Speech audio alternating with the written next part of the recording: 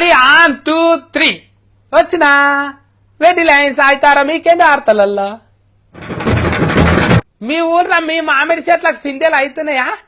మిరపపొడి ఉప్పు తీసుకుపోయి అందులో పెట్టుకొని తింటే అబ్బా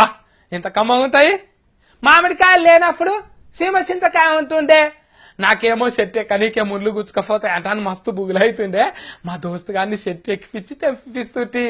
కిందుండి ఎర్రెర్ర గుడ్లన్నీ మంచిగా ఆడొచ్చటకల గుటుక్కుని మింగుతుంటే అందులో నూనె ఉండరి మసాలా ఉండరి కానీ కమ్మ ఉంటుండే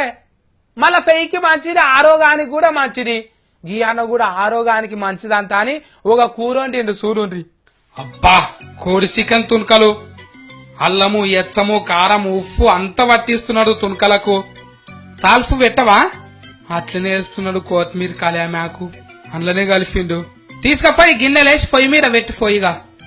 ఆగో కట్టె బుర్రలో పెడుతున్నాడు బారామాకులతో మూత పెట్టిండు పొయ్యి మీద పెట్టిండు మంచిగా కాలుతున్నారు కదా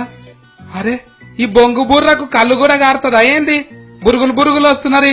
బొంగు మొత్తం బొగ్గు బొగ్గు అయింది లోపల కోడి చికెన్ తునకలు ఉన్నాయో అవి కూడా బొగ్గు అయిపోయినాయో చూతాము